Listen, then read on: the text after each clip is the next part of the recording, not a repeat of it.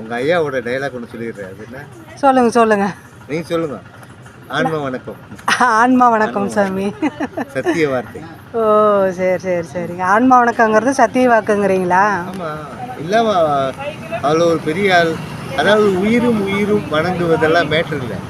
ஒரு ஆன்மாவும் வணங்கும் நிலைக்கு நாம் வர வேணும்னு அவர் சொல்றாரு ஐயா. ஆமாம், எங்கள் ஐயா சொல்கிறது நீங்கள் சொல்கிறீங்க. பிரம்மானது இல்லை, அவர் எனக்கு பிடிக்கும். சாமி, இந்த வருஷம் சித்ரா பௌர்ணமி அலை மோதிச்சு கூட்டம்னு சொல்கிறாங்க.